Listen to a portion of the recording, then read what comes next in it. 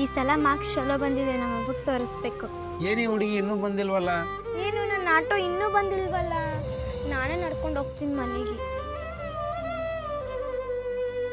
Time 6 ಆಗ್ತಿದೆ, ಒಂದ್ಸತಿ school ಕಡೆ ಆದ್ರೂ ಹೋಗಿ ಬರೋಣ. ಅಯ್ಯೋ, ನಾನು ಎಕ್ಕಡೆ ಬಂದ್ಬಿಟ್ಟೆ.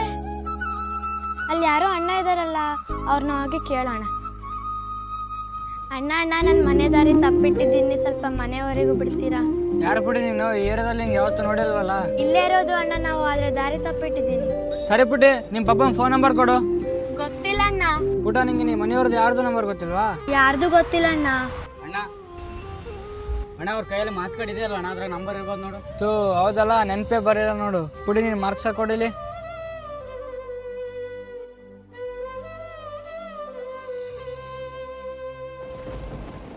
ಅಣ್ಣ ತುಂಬಾ ಥ್ಯಾಂಕ್ಸ್ ಅಣ್ಣ, ನನ್ನ ಮಗಳಿಗೆ ಹೆಲ್ಪ್ ಮಾಡಿದ್ದಕ್ಕೆ. ಪರವಾಗಿಲ್ಲ ಅಣ್ಣ, ತಗೋಬಿಡಿ ನಿನ್ನ ಮಾರ್ಕ್ಸ್ ಕಾರ್ಡು.